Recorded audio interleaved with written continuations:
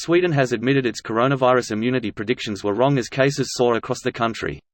Here's a summary of the article. Sweden's chief epidemiologist has admitted that the country is experiencing a second surge in coronavirus cases despite previously predicting that the number of infections in the autumn would be quite low due to the country's no-lockdown policy. In the autumn there will be a second wave.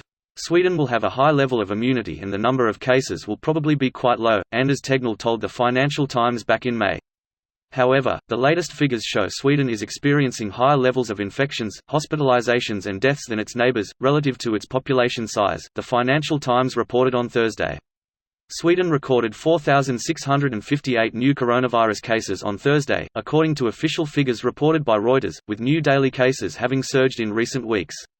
The death rate from coronavirus in Sweden is now one of the highest in the world when adjusted for population size. Tegnell, who has become known for designing Sweden's anti-lockdown policy, admitted this week that the country was seeing significant spread of the virus across the country. Sweden's public health agency also acknowledged that the high number of cases seen in the country in the first wave had not protected it in the second. We also see that many other countries in Europe that had a big effect during the spring, that had lockdowns and now again have lockdowns, also see a big increase now, Sara Byfors from the Public Health Agency of Sweden told the Financial Times. This post received a score of 36,000, with an upvote ratio of 93%. Here are the top comments in response to this article.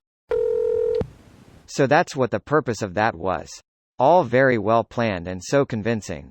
What's the difference between testing for immunity and testing for cases? Presuming cases means testing positive, not hospitalized. Testing for cases is done by a PCR or antigen test and only detects the actual presence of the virus. Testing for immunity only tests for antibodies, what your body makes to fight the virus and keeps on hand so that if you are infected again your immune system can fight it faster. It's also important to note that antibodies eventually filter out of your system after a few months, only providing temporary protection. It's your memory B and T cells that maintain the blueprint for the antibody long term. So, after a few months, even an antibody test wouldn't be able to determine immunity. Are Republicans still using Sweden as an example of how everyone else in the world is wrong? My idiot roommate started talking about Sweden's response and whatnot. I asked him how many people lived in Sweden and he didn't know. He Googled it and it was a little over 10 million. That's our number of cases. In a country of over 300 million. I don't think herd immunity will beat a vaccine. We'll get a vaccine before herd immunity, I mean.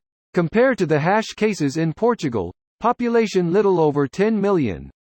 People should just go to the Corona Counter Worldometer and sort by population. There are 8 countries ranging from 9,962,346 Honduras to 10,888,051 Dominican Republic including Portugal and Sweden, and their deaths per 1 million population ranges from 91/96 Azerbaijan, Greece on the low end to 553/609 Czechia, Sweden on the high end. The reality is, there are a lot of factors that go into the numbers, but Sweden definitely is one example of when public policy says don't worry about it, the outcomes are far worse. Seems to me that people should worry about it. Or go to ourworldindata.org and check the per million people box. For example, here are the 7-day rolling averages of the number of new cases per day per million people for Sweden and the US. Why am I not shocked? The article has no quote where they admit they were wrong. They quote the guy from the past, but there's no quote admitting they were wrong. Whether or not the headline is right or wrong in its sentiment, it's so irresponsible to just make things up. This is what puzzles me too.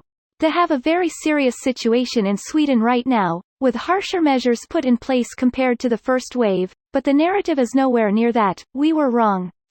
On the contrary, a lot of people and journalists love Tegnell, our epidemiologist. I think this is just a case of Business Insider being themselves. This video was automatically created by Reddit to speech. The article and comments in this video were selected from Reddit according to their upvotes, and any paraphrasing was performed by smmry.com, without any human intervention.